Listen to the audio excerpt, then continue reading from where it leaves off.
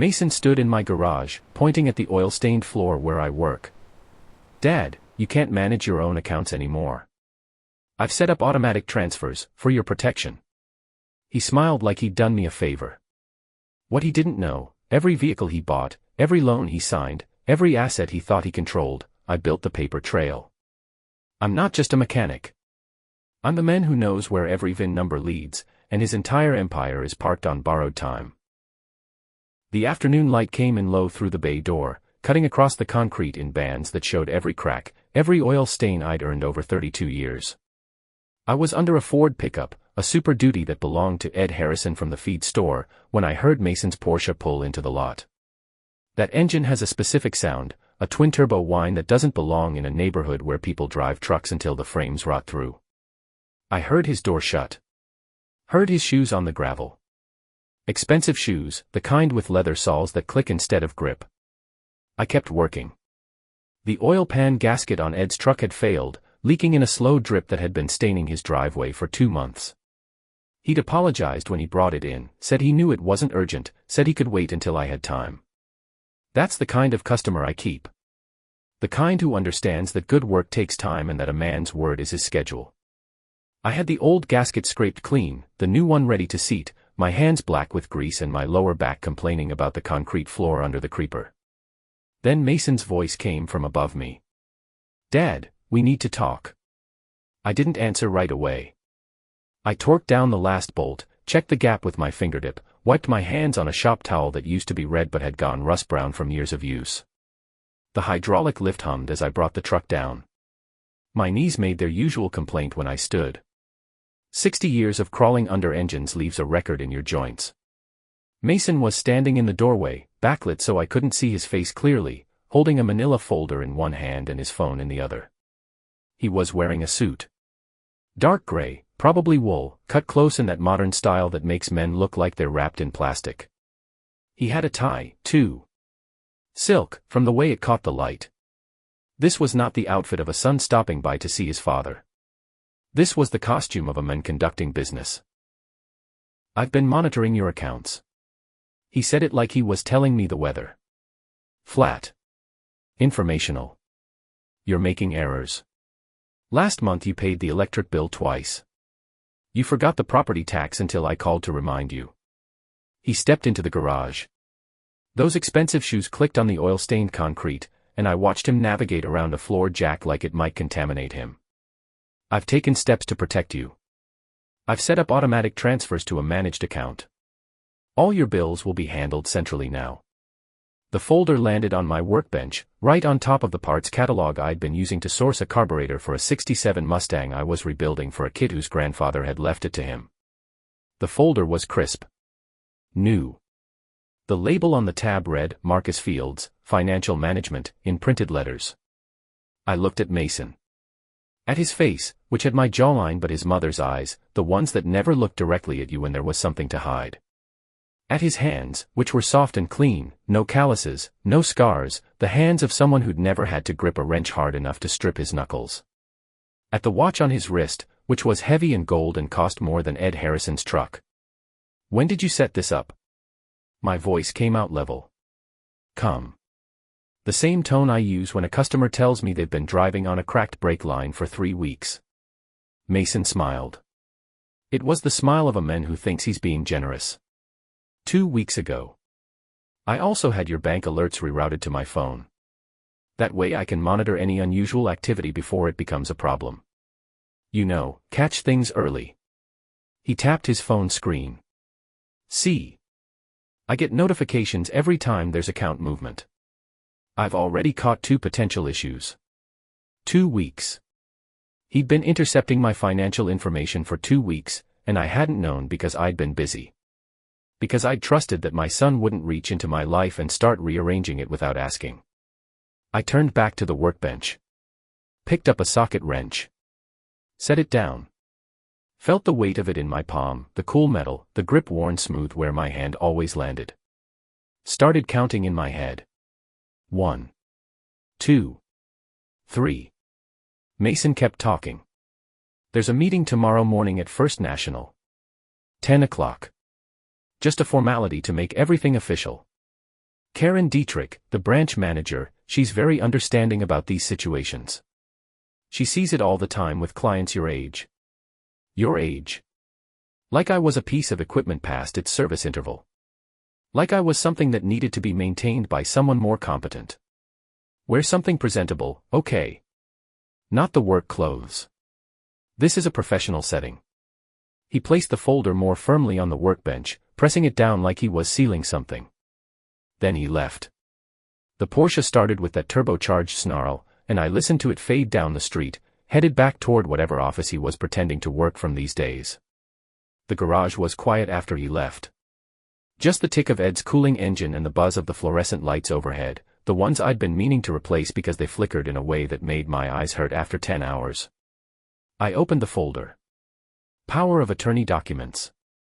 Already filled out in Mason's tidy printed handwriting. All the fields completed except one. My signature line. Blank. Waiting. I didn't crumple it. Didn't throw it away. I closed the folder and filed it in the cabinet under my workbench, in the drawer labeled active, where I keep things that need attention. Then I pulled out the lockbox I keep bolted to the floor in the corner, the one that's been there since I opened this garage, the one with scratches around the keyhole from 32 years of opening it in dim light. Inside was a leather ledger, the kind accountants used before computers, with a blue cloth cover gone soft at the corners from handling. Every vehicle identification number I'd ever verified. Every lien I'd ever documented. Every notarization I'd ever performed. My handwriting in black ink, page after page, organized by year and month. I flipped to the section marked 3 years ago. Found Mason's name. Found 3 entries. The Porsche Cayenne. VIN number noted, cosigner authorization noted, notarization status noted. Blank. Never notarized.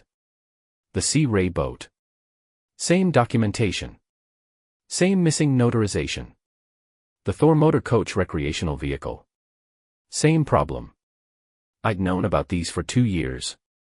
I'd seen the forged signatures when Mason brought me the papers, had watched him fumble with the pen, trying to match my handwriting.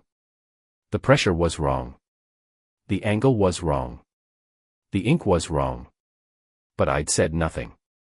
I'd watched him drive away in vehicles purchased with my name, my credit, my 3 decades of financial history that I'd built slowly and carefully like you build anything that matters. I'd let him do it because he was my son. Because I'd believed in second chances. Because every father wants to think his child will correct course without intervention. But redirecting my bank alerts. That wasn't a mistake. That wasn't asking for help. That was preparation for something bigger. I closed the ledger. Locked the box. Went back to finish Ed Harrison's truck. My hands were steady. My breathing was steady. But somewhere behind my sternum, in the space where you feel things you can't name, something had shifted. A tolerance had reached its limit. A patience had found its edge. I had started counting. And the count was going to end with Mason learning exactly what kind of man his father was. That night I sat in my kitchen, the one with the Formica table I'd bought used when Mason was 6 years old, back when money meant choosing between new school shoes for him or fixing the refrigerator that leaked water onto the linoleum. The table had a cigarette burn near one corner from the previous owner, a gouge in the surface where someone had cut something without a cutting board, a history of use that made it more real than anything Mason owned. The overhead light was a bare bulb in a porcelain fixture, 60 watts, the kind of light that makes everything look tired. I didn't mind. Tired was honest. I opened my laptop. It was a Dell, a few years old, the case scratched from being slid across the same table hundreds of times, the keyboard worn smooth on the keys I used most. Nothing fancy. It worked. That was enough. I logged into the automated title processing system, the database that mechanics and dealers use to verify ownership and check for liens. I'd had access for 32 years. I knew that system better than Mason knew his own bank account. I entered the first VIN number from memory. Mason's Porsche Cayenne. The screen loaded slowly, pulling up records from multiple states, cross-referencing ownership and loan status. There it was. Outstanding lien, $13,000. Maturity date, contingent on cosigner verification. Cosigner signature, not notarized.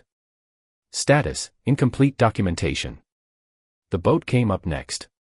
Sea Ray Sundancer, 21 feet, twin engines. Outstanding lien, $47,000. Same problem. Fraudulent cosigner declaration. No notarization. No verification. Just Mason's forged version of my signature, close enough to fool a lazy loan officer but not close enough to pass any real scrutiny. The recreational vehicle was the biggest. Thor motor coach, the kind people buy when they think they're going to travel the country and then realize that a 40-foot vehicle requires a special license and gets 6 miles to the gallon. Outstanding lien, $72,000. Same pattern. Same missing notarization. I did the math in my head. $132,000 in assets Mason thought he owned. Assets I'd deliberately left in legal limbo, watching, waiting, wondering if he'd ever come clean on his own. The kitchen was cold. I hadn't turned the heat up because I didn't waste money on comfort when a sweater worked fine. My hands were still stained with grease from Ed Harrison's truck, the creases of my palms dark with it, the smell of it in my skin no matter how hard I scrubbed. I looked at those hands. Looked at the screen. Felt something in my chest that wasn't anger exactly but something colder. Something that felt like watching a machine fail and knowing exactly which part had broken and exactly how to fix it. I called Frank Hartman. He ran Tri-State Recovery Services, the company that handled repossessions for half the dealers in 3 counties. We'd worked together for 15 years. I'd verified VINs for him on vehicles people claimed they owned but didn't. He'd helped me track down stolen parts when my garage got broken into back in 2014. His phone rang 4 times before he picked up. Marcus. Late for you to be calling. His voice was rough, a smoker's voice, though he'd quit 5 years ago on his doctor's orders. I need you to prepare repossession orders for 3 vehicles. Immediate execution pending my authorization. I read him the VIN numbers, slowly, making sure he had them correct. Heard him typing on his end, the click of keys, the hum of a computer fan. Silence for maybe 30 seconds. Then, Marcus, these are all under your co-signed credit. You sure about this? The signatures are falsified. I never notarized them. I need the documentation ready for tomorrow morning. Can you do it? Another pause. Longer this time. I heard him breathing, heard the creak of his office chair, the sound of him shifting his weight. Jesus, Marcus. This is family. Was family. The words came out flat. No emotion in them. Just fact. Now it's a compliance issue. He didn't argue. Frank understood how the world worked. Understood that when paperwork is wrong, everything built on top of it is wrong too. I'll have everything ready by 9. You'll need to trigger it yourself. I'm not getting in the middle of this without your direct authorization. Understood. I hung up. Sat there in the cold kitchen with the worn table and the bare bulb and the laptop showing me the evidence of my son's betrayal laid out in database fields and loan documents. I thought about why I'd let it happen. Why I'd seen those forged signatures 2 years ago and said nothing. It wasn't stupidity. It wasn't blindness. It was something worse. It was hope. The kind of hope that makes you stupid. The kind that makes you think people will change on their own if you just give them enough time, enough space, enough rope. I'd raised Mason alone after his mother left. She'd walked out when he was 6, said she couldn't do it anymore, couldn't handle the long hours I worked, couldn't handle living in a small house with a man who came home smelling like oil and brake fluid. She'd wanted more. Wanted something bigger, brighter, cleaner. She'd found it with a sales manager from Wichita and I'd never heard from her again. So it had been just me and Mason. Me working 70-hour weeks to keep food on the table and clothes on his back. Me at every parent-teacher conference, every school play, every moment that mattered. Me saving every spare dollar to send him to business school because he'd said he wanted more than I'd had, wanted an office job, wanted clean hands. I'd given him that. Paid his tuition. Paid his rent. Watched him graduate with honors and thought I'd done it right. Thought I'd raised a man who understood the value of work, the weight of obligation, the meaning of integrity. But somewhere along the way, he'd learned different lessons. He'd learned that people like me were easy to manipulate. That kindness was weakness. That a father's love was a resource to be exploited. The forged signatures had been the first test. He'd wanted to see if I'd notice. If I'd care. If I'd stop him. I hadn't. And that silence had taught him I was a mark. The redirected bank alerts were the second test. Bolder. More invasive. Seeing if I'd push back. I hadn't. Not yet. And now the power of attorney. The final move. The one that would give him legal access to everything I'd built, every dollar I'd saved, every asset I owned. He thought I was a broken-down old man with bad knees and grease under his fingernails. Thought I was too tired, too slow, too trusting to see what he was doing. He'd forgotten one thing. I'd spent 32 years learning how machines break. How systems fail. How small flaws compound into catastrophic failures if you don't catch them early. Mason was a system failure. And I knew exactly how to correct it. The meeting at First National was scheduled for 10 in the morning. I had 12 hours. I spent them preparing. Not the way Mason would prepare, with spreadsheets and presentations and careful words designed to manipulate. I prepared the way I always prepared. With documentation. With evidence. With the kind of proof that doesn't require explanation because it speaks for itself. I pulled out every piece of paper related to Mason's loans. Every title application. Every cosigner form. Every signature line where he'd tried to forge my handwriting. I photographed each one with my phone, the images clear enough to show the differences in pressure, angle, ink color. Then I wrote a statement. Longhand, on legal paper, with my actual signature at the bottom of each page. A sworn declaration that I had never authorized cosigner status on any loan associated with Mason Fields. That any signature purporting to be mine on such documents was fraudulent. That I was prepared to cooperate fully with any investigation into loan fraud. I dated it. Signed it. Took it to Frank Morrison, my attorney, the one who'd handled my business incorporation and my will and every legal matter I'd had for 20 years. He was awake despite the hour, reading in his home office when I knocked. He didn't ask questions. Just read the statement, notarized it, made 3 copies, filed one with the county recorder's office using their after-hours drop box. "You're sure about this?" he asked when we were done, standing in his driveway under a porch light that made both of us look older than we were. "He's your son." He stopped being my son when he decided I was an asset to liquidate. Frank nodded slowly. He'd buried his own father the year before. Knew something about family and betrayal and the moment when blood stops meaning what it used to mean. "Call me if you need anything tomorrow." I drove home. Showered. The water ran gray with oil and sweat, circling the drain in slow spirals. I scrubbed my hands with the pumice soap I kept by the sink, the kind that strips the grease but leaves your skin raw. Looked at myself in the mirror, at the face that had gotten older without me noticing, at the gray hair and the lines and the eyes that had seen too much and forgiven too much. Not anymore. I set my alarm for 7. Laid out clean clothes, the ones I wore to funerals and court appearances, the ones that didn't smell like the garage.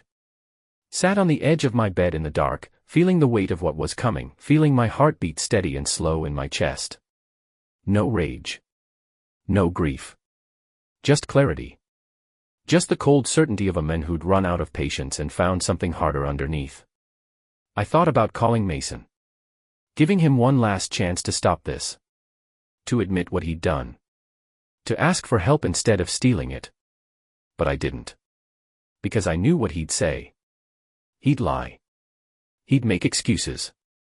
He'd twist things around until somehow it was my fault, my confusion, my declining capacity. He'd already written that script. I'd heard it in his voice yesterday. In the way he'd talked about protecting me. In the way he'd smiled. No. The time for talking was done.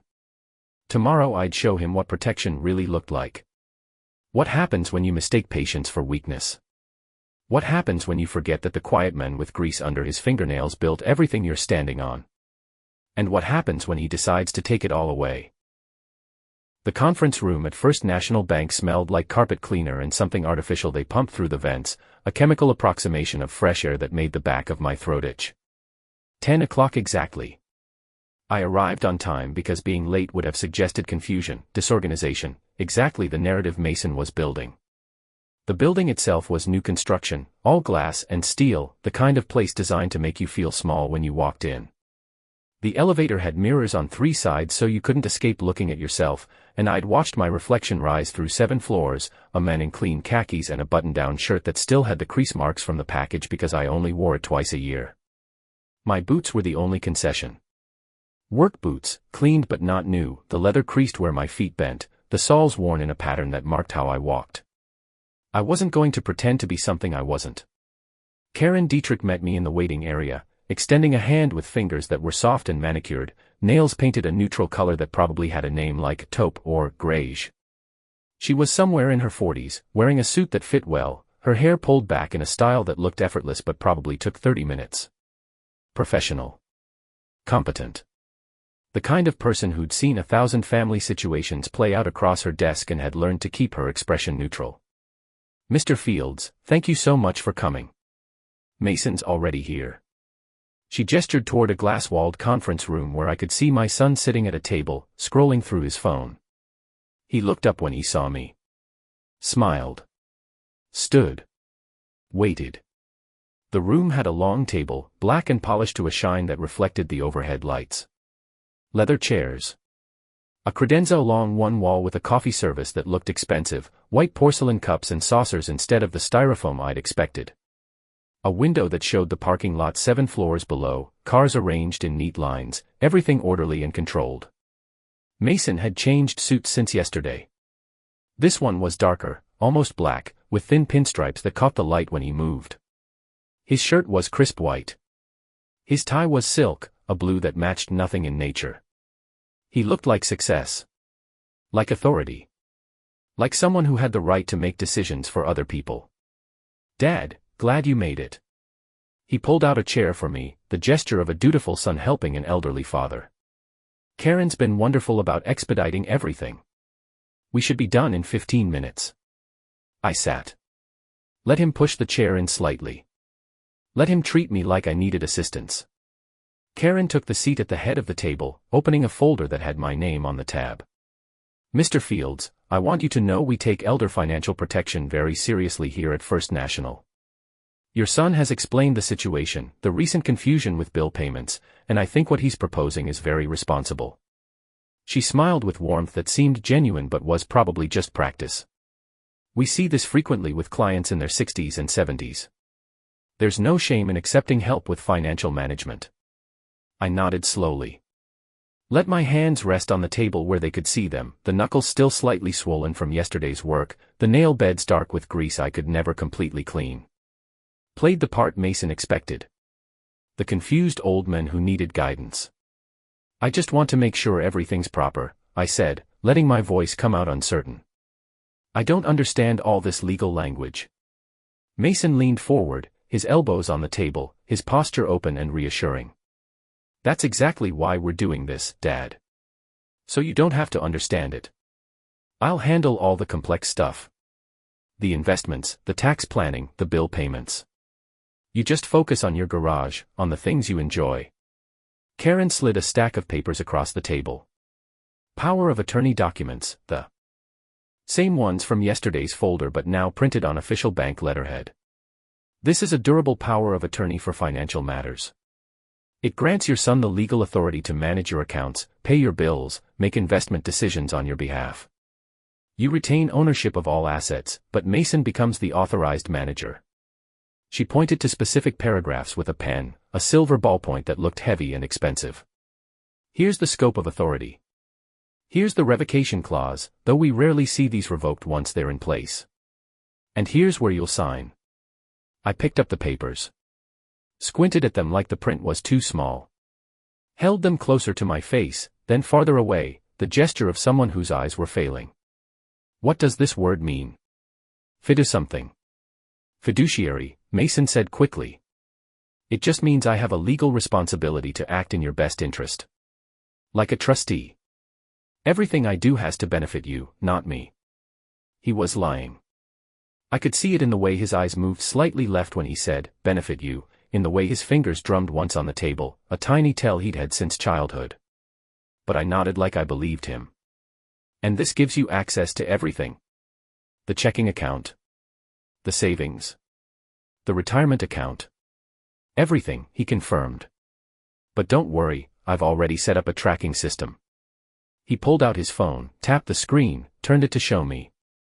A spreadsheet with my account numbers, my balances, all my financial information displayed in neat columns. See. Full transparency. I'll send you monthly reports. I looked at the screen. Saw my savings account balance, the money I'd accumulated over 32 years of living below my means, of fixing my own vehicles and eating at home and never taking vacations. Saw the retirement account I'd funded even when it meant skipping meals. Saw the checking account that held enough to cover 6 months of expenses because I'd learned early that emergencies don't wait for payday. Mason had already been inside all of it. Already had access. This document was just making it official. Making it legal. Making it irreversible. I just have one question, I said, setting the papers down slowly. Those vehicles I co-signed for you. The Porsche, the boat, the motorhome. Those loans are all current, right? Something crossed his face. Fast. Gone in less than a second. But I saw it. The flicker of calculation. The assessment of risk. The decision to lie. Of course they're current. Why would you even ask that? Just want to make sure everything's in order before I sign this. Don't want any surprises. Karen glanced at her computer screen, her fingers moving across the keyboard. Let me just verify those accounts while we're here. You said a Porsche Cayenne. Mason's jaw tightened. That's not necessary. Those are my personal accounts, not related to this power of attorney. Standard procedure, Karen said, still typing. When we're granting financial authority, we verify all associated accounts to ensure there are no conflicts or complications. She clicked through several screens, her expression shifting from professional courtesy to professional concern. Mr. Fields, I'm showing 3 outstanding loans with your name listed as co-signer, but the co-signer authorizations are flagged as incomplete. The signatures aren't notarized.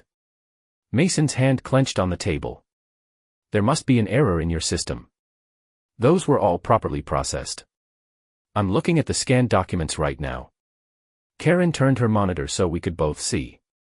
Images of loan applications, my name printed at the top, signature lines at the bottom. The signatures looked like mine. Almost.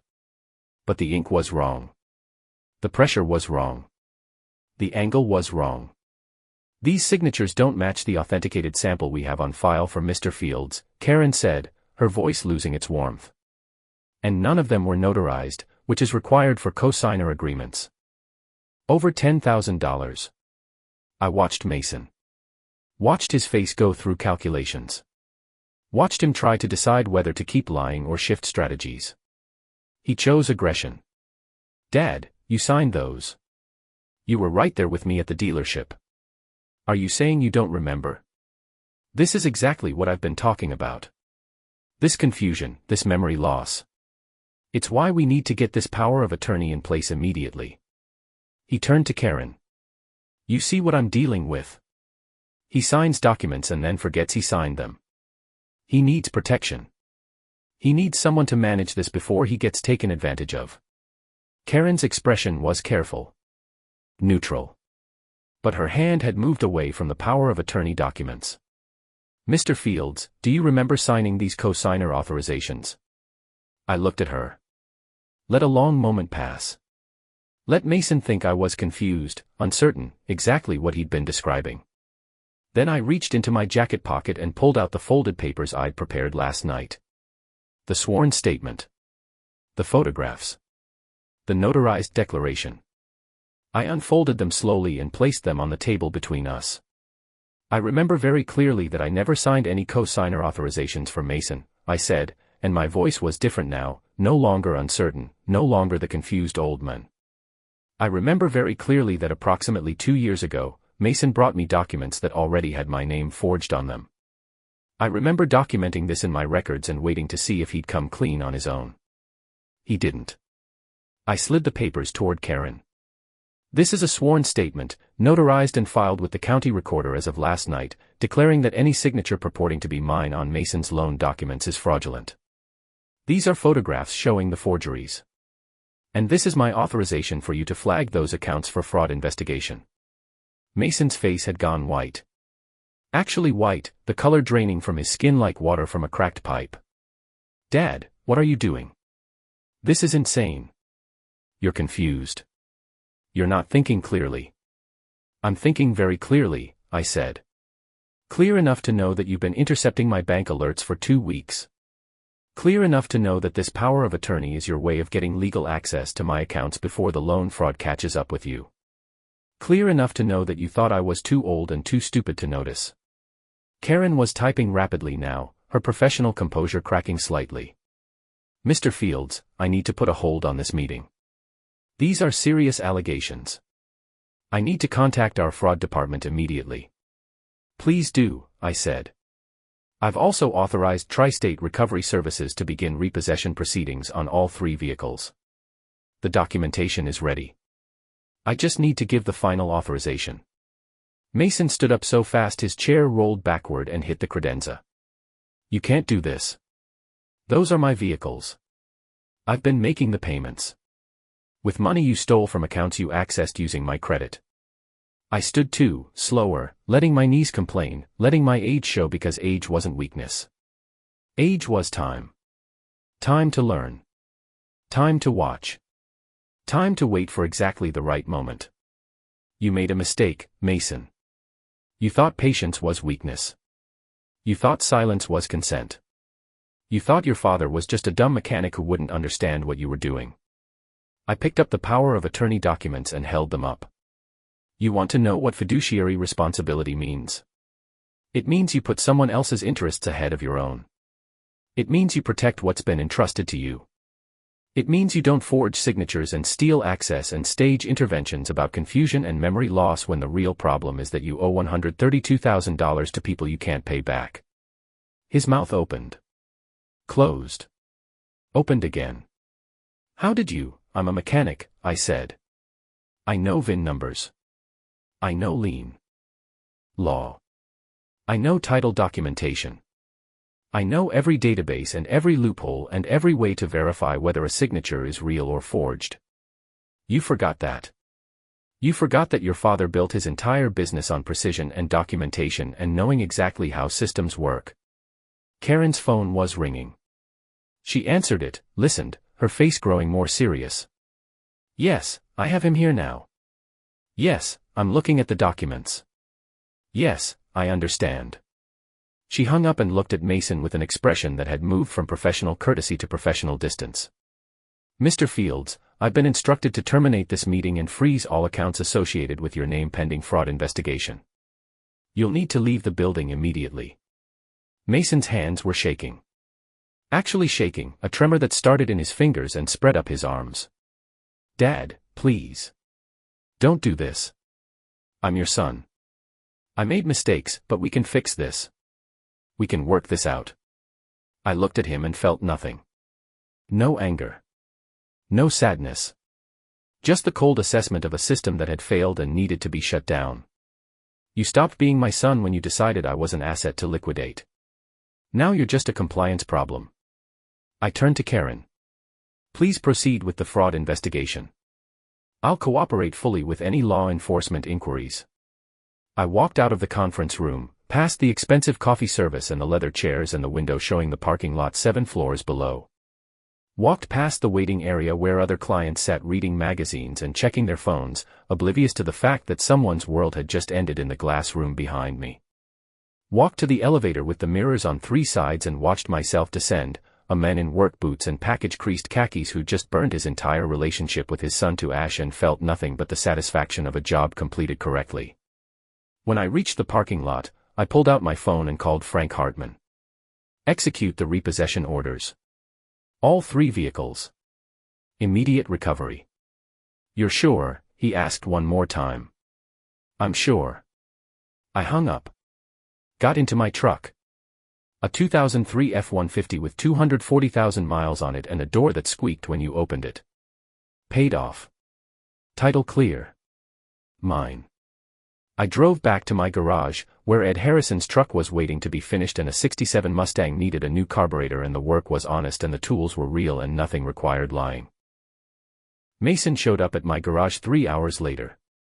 I heard the engine first, not the Porsche this time but something else, something that rattled and coughed, and when I looked up from the Mustang's carburetor I saw him pulling into the lot in a rental car, one of those economy models with plastic hubcaps and a dent in the passenger door.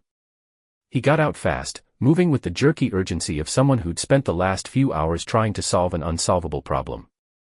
His suit was wrinkled now, the tie loosened, the careful presentation from this morning collapsed into something desperate. I didn't stop working. Just kept my hands on the carburetor, feeling the weight of it, the way the brass fittings caught the light from the bay door. Mason came in without asking, without knocking, his expensive shoes tracking dirt across the concrete I'd swept this morning. "They took everything," he said, his voice higher than normal, stretched thin. "The Porsche, the boat, the RV.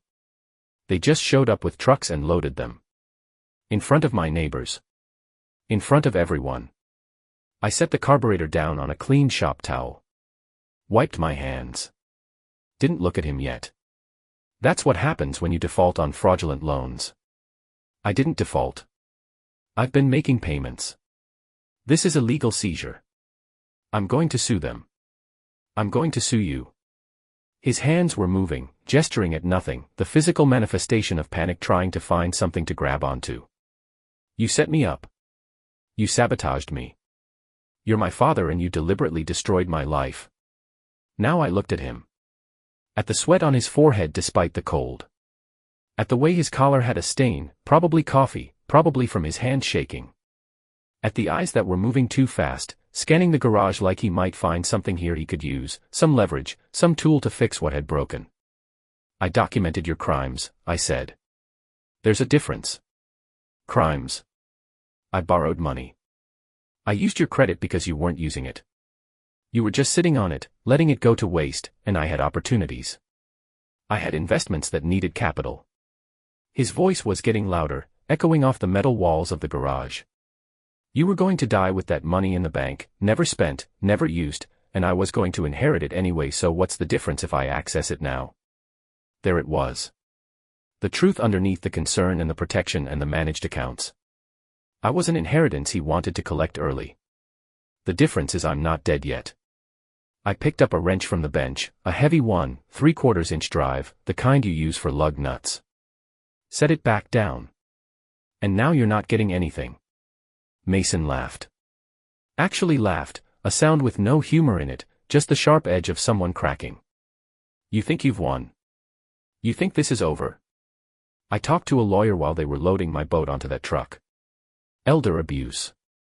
Financial exploitation of a dependent adult. That's what this is. You're 60 years old with declining cognitive function and I have documentation proving it. The double bill payments. The missed property tax. Karen Dietrich witnessed you acting confused about basic financial terms this morning. He pulled out his phone, held it up like it was a weapon. "I've been recording our conversations for 2 months. I have you on tape admitting you don't remember signing documents. I have you asking what fiduciary means. I'm going to have you declared incompetent and I'm going to get guardianship and then every single thing you did today becomes void because it was done by someone not legally capable of making financial decisions." The phone was still up, still recording. The little red dot in the corner of the screen. I looked at it. Looked at him. Felt something cold settle in my chest, something that lived in the space between my ribs, something that had been waiting for exactly this moment. "You're recording this conversation right now," I said. Not a question. A statement. Every word.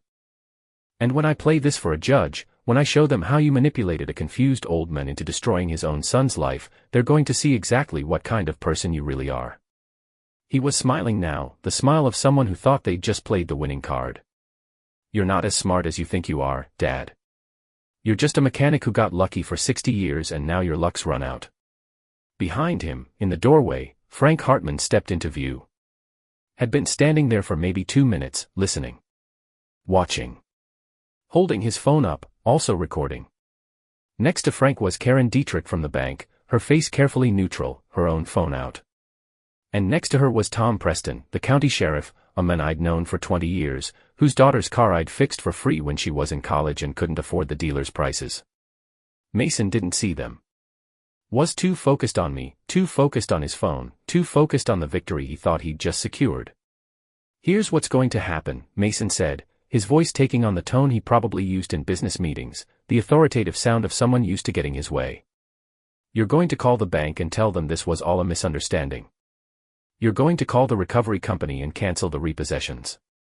You're going to reinstate my access to your accounts.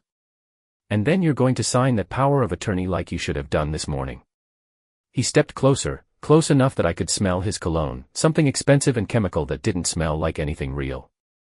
"Because if you don't, I'm going to make your life a legal nightmare. I'm going to file for guardianship. I'm going to have doctors testify about age-related cognitive decline. I'm going to put you in front of a judge and prove that you're not competent to manage your own affairs. And when I win, and I will win, you're going to end up in a managed care facility while I sell your house and your garage and everything you own to pay for your care." He paused. "Let that sink in. You think you've destroyed me? I'm going to erase you." The garage was quiet except for the buzz of the fluorescent lights and the distant sound of traffic on the street outside. I could feel my heartbeat, slow and steady, the rhythm of a machine that had been running for 60 years and wasn't planning to stop. "Are you finished?" I asked. "Because there are some people here who'd like to meet you." Mason's face changed. Confusion first. Then awareness as he turned and saw Frank and Karen and Tom standing in the doorway, their phones still recording, their expressions ranging from disgust to professional detachment. The color drained from his face for the second time today. "How long have you been there?" His voice came out smaller now. Uncertain. "Long enough," Tom said, stepping forward. He was in uniform, the khaki and brown of the county sheriff's department, the badge on his chest catching the light. "Long enough to hear you threaten your father. Long enough to hear you admit to accessing his credit without authorization. Long enough to hear you describe a plan to have him declared incompetent so you could seize his assets." He pulled out a small notebook, flipped it open. "Marcus called me an hour ago. Said you might try something like this. Asked me to be here as a witness." Mason's hand was still holding his phone, but it was shaking now, the recording still active, still capturing every word. "This is entrapment. This is a setup. You can't use this." "We can use everything," Karen said, her professional courtesy completely gone now, replaced with something harder. "You just admitted on camera that you've been documenting your father's alleged confusion for purposes of legal action. You just threatened him with forced institutionalization. You just attempted to coerce him into giving you financial access through threats of guardianship proceedings." She held up her own phone. "I'm a mandatory reporter for elder abuse in the state. I'm legally required to file a report based on what I just witnessed. And I will." Frank Hartman stepped forward next, his phone still recording.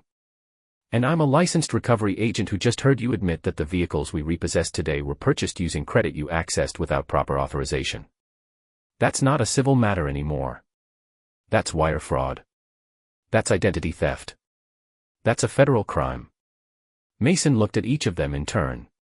Then back at me. His mouth opened but nothing came out. The lawyer brain that had been so quick with threats was jamming now, overloaded, unable to process the trap closing around him. "You set me up," he finally managed. "You brought them here to witness this. You planned this whole thing." "I documented a crime in progress," I said. "Same thing I did with the loans. Same thing I've been doing for 2 years while you stole from me and lied to me and convinced yourself that I was too old and too stupid to notice." I walked over to my workbench, opened the drawer, pulled out the leather ledger. "This is 32 years of documentation. Every VIN I've verified. Every title I've processed. Every transaction I've recorded. Your loans are in here. Your forged signatures are in here. The dates you brought me documents that were already signed. The conversations where you lied about making payments. All of it." I held it up so he could see it. "You thought I was just a mechanic. You forgot that mechanics live and die by documentation. That we don't trust memory. We trust records. We trust paper. We trust evidence that doesn't change based on how you feel or what story you want to tell. Tom Preston pulled out handcuffs. Not the aggressive move of an arrest, just the quiet preparation of someone doing a job they'd done 1,000 times. Mason Fields, I'm detaining you for questioning regarding financial elder abuse, identity theft, and attempted coercion. You have the right to remain silent. You have the right to an attorney. Anything you say can and will be used against you in a court of law. Mason's legs seemed to stop working. He sat down hard on a metal stool near the workbench, the phone falling from his hand and clattering on the concrete. The recording stopped. The red light went out. Dad, please. His voice had changed again. Not threatening now. Not angry. Just broken. Please don't do this. I'm sorry. I made mistakes. I was desperate. I have debts.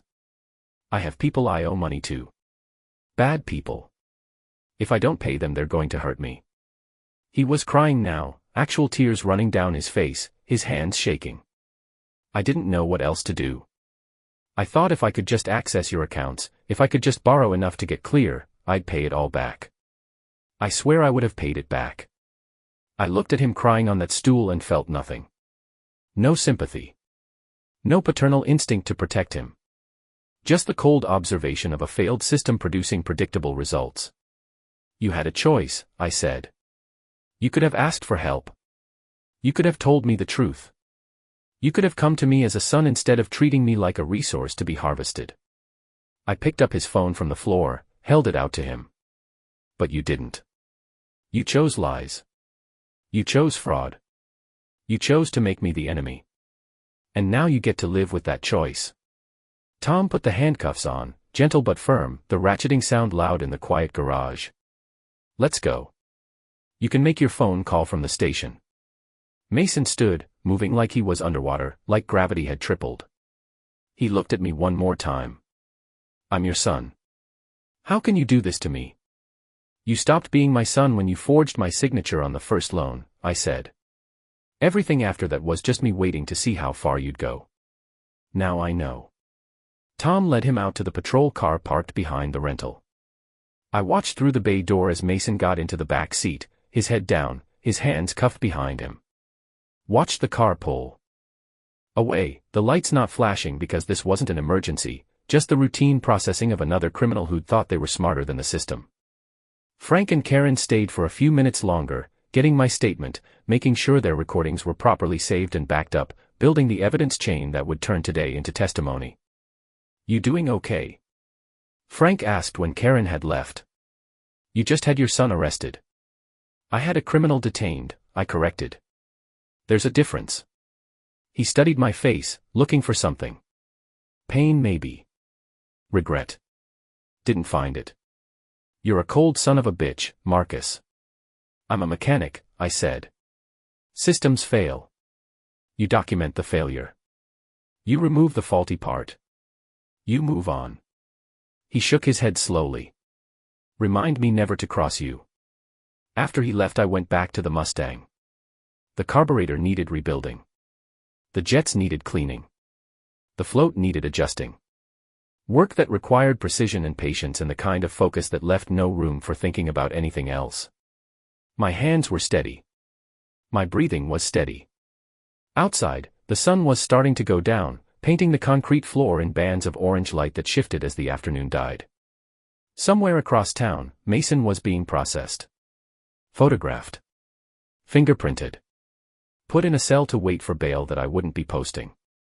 And I was here, in my garage, doing the work that had always made sense to me. The work where effort produced results. Where documentation proved truth. Where systems functioned according to rules that didn't change based on who you knew or how you felt. I thought about Mason's question. How can you do this to me? The answer was simple. The same way you rebuild an engine. One step at a time. Following the manual. Trusting the process. Refusing to skip steps just because they're hard or uncomfortable or require dismantling something that used to work. He'd broken himself. I just documented it. That's what fathers do. They teach. And sometimes the hardest lesson is the one about consequences. The preliminary hearing was set for 9 days after Mason's arrest. 9 days during which he made bail, hired an attorney, and apparently convinced himself that he could still win. I knew this because his lawyer called me 4 times, each conversation a variation on the same theme. Drop the charges. Settle this privately. Think about your son's future. Think about how this will look to the community. Think about what a trial will cost emotionally, financially, reputationally. I listened to each message once. Deleted them. Went back to work. The courthouse was the old one downtown, built sometime in the 1930s, all stone and brass and wooden benches worn smooth by decades of people waiting for justice or mercy or whatever they thought the law could give them. I arrived 30 minutes early because being late showed disrespect, and I'd built my entire life on showing up when I said I would. Sat on one of those smooth benches in the hallway outside courtroom 3, watching lawyers in expensive suits walk past carrying briefcases that probably cost more than my truck, watching families clustered together whispering, watching the machinery of the legal system process its daily intake of human failure. Tom Preston found me at 8:45. He was in uniform again, his duty belt creaking when he sat down next to me, the smell of coffee on his breath. "You ready for this?" he asked. "Mason's lawyer is good. Real good. He's going to come at you hard." "Let him," I said. "I've got documentation." "Documentation isn't always enough. He's going to make this about you. About your age. About your competency. He's going to paint you as a vindictive old man punishing his son for trying to help." Tom shifted his weight, the bench creaking under him. "He's going to say you manipulated the situation. That you set Mason up. That you used your experience and knowledge to trap him." I looked at him. At the concern in his face. At the doubt creeping in around the edges. "Are you asking me if I set him up?" "I'm asking if you're prepared for how ugly this is going to get." The courtroom doors opened and people started filing in. I stood, my knees complaining like they always did after sitting too long. "I've been prepared for 2 years. Let's go." The courtroom was smaller than I'd expected, maybe 30 feet by 40, with wooden pews for spectators and a raised bench where the judge would sit. Everything was old but maintained, the kind of space that had witnessed thousands of cases and would witness thousands more. Mason was already there, sitting at the defense table with his attorney. He'd cleaned up since the arrest. New suit, darker than the ones he usually wore, probably advice from his lawyer about appearing serious and remorseful. His hair was cut shorter. His face was pale but composed. He didn't look at me when I walked in. Just kept his eyes forward, his hands folded on the table in front of him, the posture of someone who'd been coached on courtroom behavior. His attorney was a woman maybe 40 years old, wearing a gray suit that fit like it had been tailored specifically for her body, her hair pulled back tight, her face sharp and intelligent. She looked up when I entered, studied me for 3 seconds with the assessment of a predator evaluating prey, then turned back to her notes. I sat behind the prosecution table, next to the county attorney handling the case, a man named Richard Moss who I'd met twice during the preparation. He was younger than me by 20 years but had a reputation for being thorough and merciless. "She's going to try to flip this," Richard said quietly, leaning toward me. "Make you the aggressor. Make Mason the victim. Stay calm no matter what she says." The judge entered and we all stood. She was a woman in her 60s, gray hair, reading glasses hanging from a chain around her neck, the kind of face that had seen every variety of human stupidity and had stopped being surprised by any of it. Judge Patricia Hendricks, according to the nameplate on the bench. "This is a preliminary hearing in the matter of the state versus Mason Fields," she said, her voice carrying authority that had nothing to do with volume. "Charges include elder financial abuse, identity theft, and attempted coercion. Mr. Moss, you may proceed." Richard stood, straightened his tie, picked up a folder. "Your Honor, the state will show that the defendant engaged in a systematic pattern of financial fraud against his father, Marcus Fields, over a period of approximately 2 years. This fraud included forging co-signer authorizations on multiple loans totaling $132,000, intercepting financial communications, and attempting to obtain power of attorney through coercive means." Mason's attorney was on her feet before Richard finished. "Your Honor, the defense contests these characterizations entirely. What the state calls fraud, we call a son attempting to help his aging father manage increasingly complex financial obligations. Mr. Fields Sr. has demonstrated clear signs of cognitive decline, including repeated bill payment errors, missed tax deadlines, and confusion about basic financial instruments. My client acted out of concern and with what he believed to be his father's implicit consent. Judge Hendricks looked at her over the reading glasses. Implicit consent doesn't authorize signature forgery, counselor. We dispute that any signatures were forged, Your Honor. Mr. Fields Sr. signed those documents and subsequently forgot, which is precisely why my client became concerned about his father's capacity to manage his own affairs. She gestured toward me without looking. The real crime here is an elderly man with diminishing faculties being manipulated by parties with financial interests into making false accusations against his own son. The words landed exactly the way she'd intended them to land. Creating doubt. Creating an alternative narrative.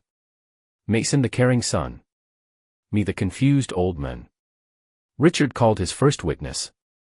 Karen Dietrich from the bank. She took the stand, was sworn in, confirmed her identity and position. Richard walked her through the events at First National. The power of attorney meeting. The discovery of the incomplete loan documentation. The forged signatures. Karen was professional and precise, her testimony delivered in the neutral tone of someone stating facts rather than opinions. When Richard finished, Mason's attorney stood for cross-examination. Mrs. Dietrich, how long have you worked in banking? 16 years. And in that time, you've worked with elderly clients, correct? Many times. Have you encountered situations where elderly clients sign documents and later claim they don't remember signing them? Karen hesitated. Just for a second. But it was enough. Yes, that has happened. Has it happened frequently? It depends on the client's age and cognitive status. In your professional opinion, based on your observations of Mr. Fields Sr. during the meeting at your bank, did he appear to be experiencing any cognitive difficulties? Another hesitation. He seemed uncertain about some of the terminology. Uncertain, Mason's attorney repeated, letting the word hang in the air. He asked you what fiduciary meant, didn't he? Yes. And he had trouble reading the documents, holding them closer and farther from his face as if he couldn't focus. Yes, but, thank you, Mrs. Dietrich. No further questions. Karen left the stand looking frustrated, looking like she wanted to explain what she'd seen, the performance I'd given, the deliberate act of appearing confused. But the damage was done. The seed of doubt planted. Richard called Frank Hartman next. Frank testified about the repossession orders, about the fraudulent cosigner declarations, about the conversation in my garage where Mason had admitted to accessing my credit. Mason's attorney went after him with the same strategy. Mr. Hartman, you've known Marcus Fields for how long? 15 years, approximately. Would you say you're friends? Yes. Close friends? I'd say so. Friends who might be willing to help each other out. Perhaps even willing to coordinate stories. Frank's jaw tightened. I don't lie for anybody. But you do have a financial relationship with Mr. Fields, don't you? He refers customers to your recovery service. Sometimes. So you have a vested interest in maintaining a positive relationship with him. An economic incentive to support his version of events. I have an interest in telling the truth. The truth as you perceive it, based on your friendship with a man who, according to banking records and witnesses, has been exhibiting signs of cognitive decline. Frank opened his mouth to argue, but the judge raised her hand. Move on, counselor. The pattern was clear. Every witness Richard called, Mason's attorney twisted into evidence of my supposed confusion, my supposed manipulation, my supposed vendetta against a son who'd only been trying to help. By the time Richard rested his case, I could feel the room shifting. Could see it in the judge's expression, in the way she was taking notes, in the body language of the few spectators who'd wandered in to watch. Then Mason's attorney called her first witness. Mason. He took the stand looking humble. Defeated. When asked to describe his relationship with me, his voice actually cracked. He's my father. The man who raised me after my mother left. The man who sacrificed everything to give me opportunities he never had. I love him more than anything. He talked about noticing my forgetfulness. The double bill payments. The missed deadlines. The times I'd seemed confused about financial matters. He talked about his growing concern, his attempts to gently suggest that maybe I needed help managing things. I never wanted to embarrass him, Mason said, and there were actual tears in his eyes now, real or manufactured I couldn't tell. He's such a proud man. So independent. I knew if I came out and said I thought he was declining, he'd see it as an attack. So I tried to help quietly. I thought if I could just take some of the burden off him, manage some of the complex financial stuff, he could keep his dignity. The courtroom was silent except for Mason's voice. Even the court reporter looked sympathetic. The co-signer authorizations, did your father sign those documents? Mason's attorney asked.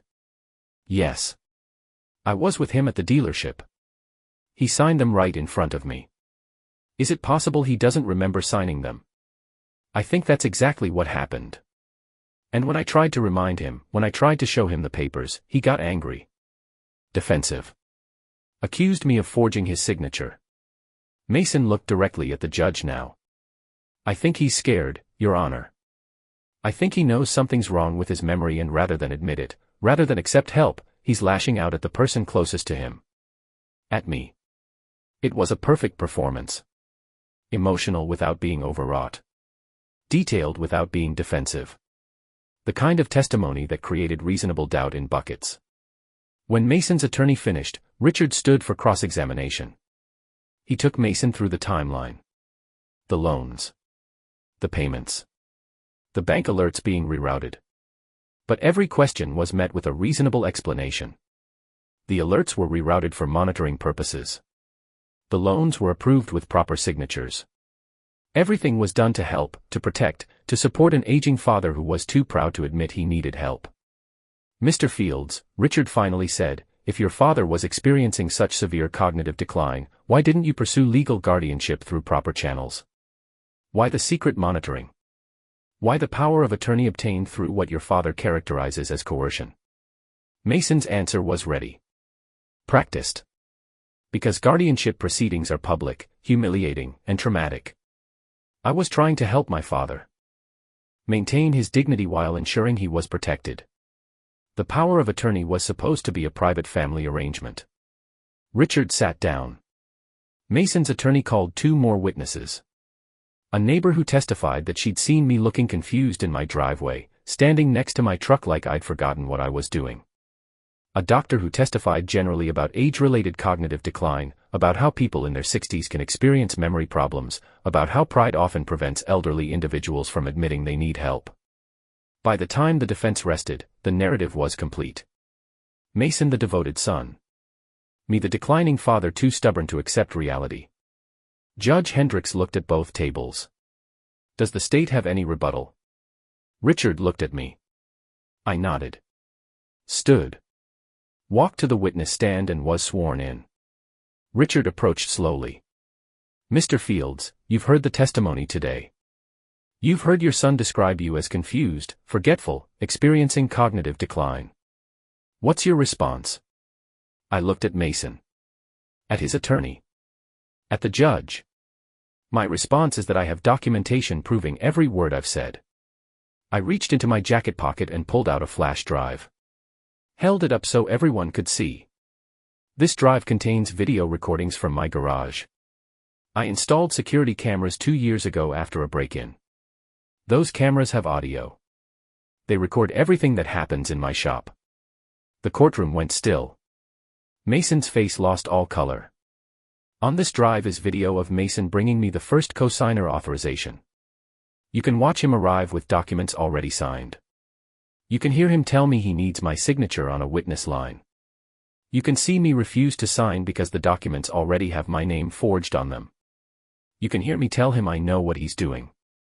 I held up the drive higher. There are 3 separate videos. One for each loan. Each one showing Mason with pre-signed documents. Each one showing me refusing to participate. Each one proving that not only did I not sign those authorizations, I explicitly told Mason that forging my signature was fraud. Mason's attorney was on her feet. Your Honor, we were never informed of any video evidence. This is a violation of discovery rules. Because I didn't give it to the prosecutor, I said. I kept it as insurance. I wanted to see how far Mason would go. I wanted to see if he'd lie under oath. And he just did. I looked at Mason directly now. You committed perjury. You sat on that stand and swore you watched me sign documents that we both know I never signed. You did it because you thought I was just a confused old man who wouldn't have evidence. You forgot that mechanics document everything. Judge Hendricks extended her hand. Give me that drive. I walked it to the bench. She inserted it into her laptop.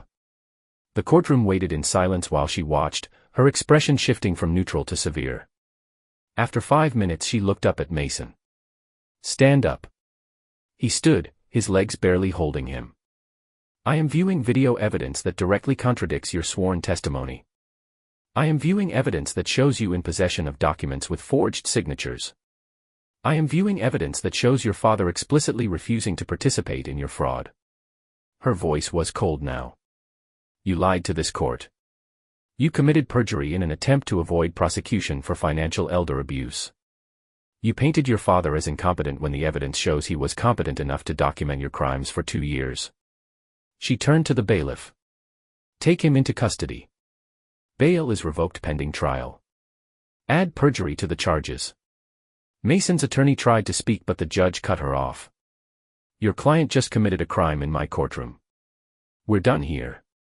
The bailiff moved toward Mason with handcuffs. Mason looked at me, his face a mask of shock and betrayal and something that looked almost like respect. You recorded me. For 2 years you recorded me. I documented you, I corrected. There's a difference. The handcuffs clicked into place. The bailiff led him toward the door that led to the holding cells. Mason looked back one more time. I'm your son. You were my son, I said. Now you're exhibit A through C. He disappeared through the door. Judge Hendricks adjourned the hearing. Richard Moss packed up his files, shaking his head with something that looked like awe. You had that evidence the whole time. I needed to know if he'd lie under oath, I said. Now I know. I walked out of the courtroom into the hallway where Tom Preston was waiting. He looked at me with an expression I couldn't quite read. That was the coldest thing I've ever seen. That was justice, I said. There's a difference. Outside the courthouse the sun was high and bright, the kind of light that made everything look harsh and clear. I got in my truck and drove back to my garage where Ed Harrison's son was waiting to pick up the F-250 and the '67 Mustang still needed work and the world continued turning according to rules that made sense. Rules written down. Rules documented. Rules that didn't change based on who was crying or who was claiming to be the victim. Mason had gambled that I was too old to fight back. Too confused to have evidence. Too attached to fatherhood to follow through. He'd lost on all 3 counts. And now he'd spend the next several years learning what happens when you mistake documentation for paranoia. When you mistake patience for weakness. When you mistake a mechanic's quiet precision for inability to understand exactly what you're doing. I'd raised him to be better than this. But you can't build integrity into someone who doesn't want it. You can only document what they become and respond accordingly.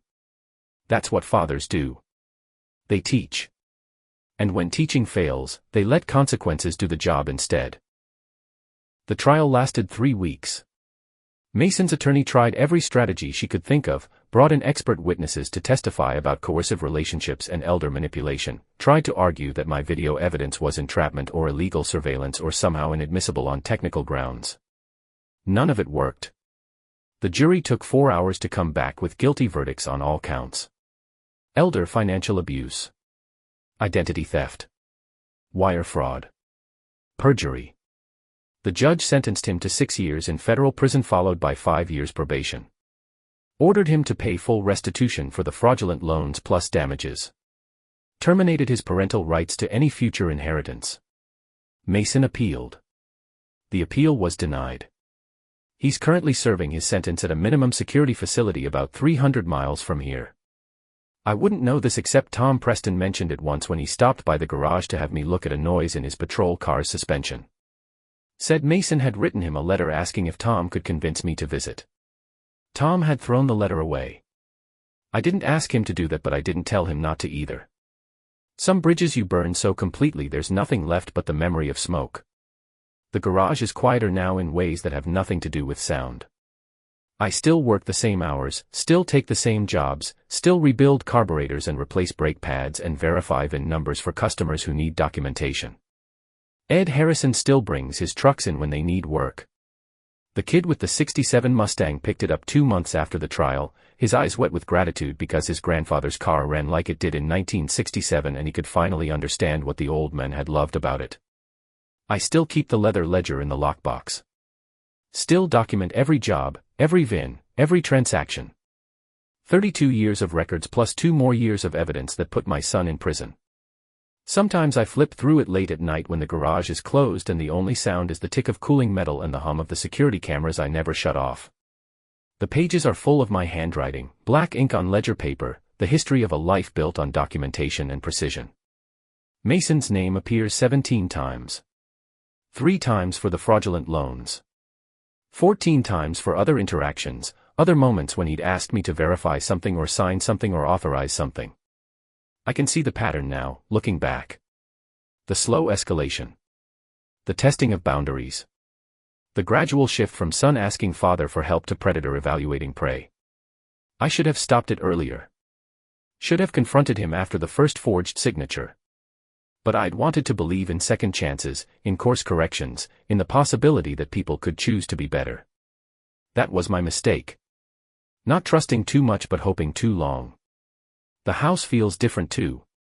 It's the same house I've lived in for 38 years, the same kitchen with the Formica table and the cigarette burn, the same bedroom where I sleep on sheets I've had for a decade because they're broken in and comfortable. But Mason's old room is empty now. I cleaned it out the week after the sentencing, packed everything into boxes and took them to the donation center.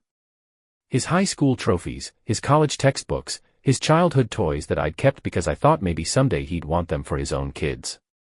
All of it gone. The room is just a room now. Walls and a window and a floor that doesn't creak.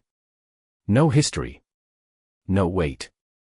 Sometimes that feels like a relief and sometimes it feels like an amputation and mostly I don't think about it at all. I had dinner with Frank Hartman and Tom Preston last week at the diner downtown where the coffee is bad but strong and the waitress knows to bring me eggs scrambled hard and wheat toast dry. We didn't talk about Mason. Talked about Frank's daughter who was getting married in the spring. Talked about Tom's plans to retire in 3 years. Talked about the city council's proposal to raise property taxes and whether it would pass. Normal conversation. The kind you have when the crisis is over and life has returned to its regular shape. When we were leaving, Tom stopped me in the parking lot. The sun was going down, painting the asphalt in shades of orange and red, the air cold enough to see our breath. "You ever regret it?" he asked. Turning him in.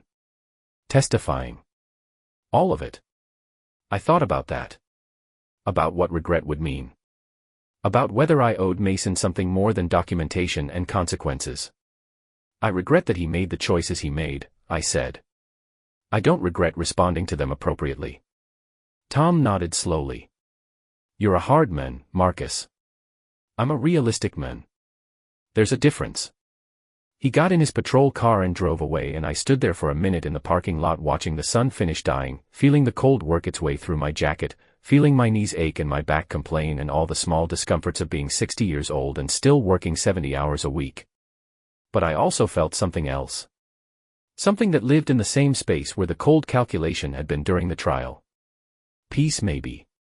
Or just the absence of waiting. For 2 years I'd been watching Mason, documenting his crimes, waiting to see how far he'd go. That waiting had been its own kind of burden, its own kind of weight. Now it was done. The documentation was complete. The case was closed. The consequences had been delivered. I got in my truck and drove back to the garage. There was a transmission job waiting, a Ford Ranger that needed a clutch replacement, detail work that would take me most of the evening. I put on my coveralls, the ones with my name stitched over the pocket in fading red thread, the ones with oil stains that would never wash out. Turned on the work lights. Rolled the creeper under the Ranger and got to work. My hands knew what to do without thinking. 32 years of muscle memory, of problem solving, of taking broken things and making them work again. This was the language I spoke fluently. Torque specifications and part numbers and the feel of a bolt that's been tightened to exactly the right tension. This was the world that made sense. Around midnight I finished the clutch job. Washed my hands with the pumice soap that left them raw but clean. Made a note in the ledger about the work completed, the parts used, the hours invested. Documentation. Always documentation. Locked up the garage and stood for a moment outside looking at the building I'd owned for 32 years. The metal siding was dented and faded. The sign over the door needed repainting. The parking lot had cracks that should probably be filled before winter made them worse. But it was mine. Paid off. Title clear. Built by work and time and the kind of patience that looks like slowness until you realize it's strategy. Mason had wanted to take all of this. Had planned to use power of attorney to sell the garage, liquidate my assets, erase everything I'd built so he could pay off gambling debts to people I'd never met. He'd thought I was too old to stop him. Too tired. Too attached to fatherhood to choose documentation over blood. He'd been wrong on all counts. I got in my truck and drove home through empty streets, past closed storefronts and dark houses and traffic lights blinking yellow at intersections where nobody was driving. The radio played old country music, songs about hard work and harder choices and the cost of doing what's right when what's right hurts. I didn't turn it off. Just listened and drove and felt the steering wheel under my hands, the pedals under my feet, the machine responding to input the way machines do when they're maintained properly. The house was dark when I got there. I didn't turn on many lights. Just the kitchen light to make coffee for tomorrow morning, just the bedroom light to find clean clothes for work. Sat on the edge of my bed for a minute before. Lying down, feeling the weight of the day in my joints, in my muscles, in the spaces between my vertebrae that had been compressed by gravity and time. 60 years old. No son. No family except the chosen kind, the friends who'd stood with me during the trial, the customers who'd kept bringing me work even when the news was full of stories about the mechanic who'd sent his own son to prison. No legacy except this garage and this house and the leather ledger full of documentation that proved I'd done my work correctly. It should have felt like loss. Like failure. Like the end of something that mattered. But it didn't. It felt like accuracy. Like a system that had failed being shut down before it could cause more damage. Like the correct diagnosis followed by the correct treatment even when the treatment was amputation. I lay down and closed my eyes and felt sleep come quickly the way it always did after a long day of physical work. No dreams. No nightmares. No ghosts of the son I'd raised or the man he'd become. Just the dark and the quiet and the knowledge that tomorrow would bring more work, more documentation, more problems that needed solving. I'd taught Mason everything I could about integrity and responsibility and the value of honest work. He'd chosen to learn different lessons. That wasn't my failure. That was his choice. And choices have consequences. That's the law of the world, the rule that doesn't care about blood or history or hope. You forge signatures, you lose your freedom. You lie under oath, you go to prison. You mistake your father's patience for weakness, you learn exactly how strong patience can be when it's backed by documentation and will. Some people call it cold. Call it cruel. Call it the act of a hard man who values rules over relationships. I call it accurate. I call it the natural result of actions taken and choices made. I call it what happens when you build your life on lies and run into someone who's built their life on documentation. The garage will open tomorrow at 7 in the morning. I'll be there at 6:30, making coffee in the small office in the back, checking the schedule, pulling the first job of the day. The work will be honest. The documentation will be precise. The tools will do what they're designed to do when used correctly. And somewhere 300 miles away, Mason will wake up in a cell and face another day of consequences that he earned through his own actions. I didn't put him there. He put himself there. I just documented the process. That's what mechanics do. We observe. We record. We respond to system failures with appropriate corrections. We don't waste time on sentiment or regret or wondering if we could have done something different. We look at what is, not what we wish it was. Mason gambled that his father was too old, too tired, too loving to fight back. He lost. I won. The ledger is closed. The case is complete. The system is corrected.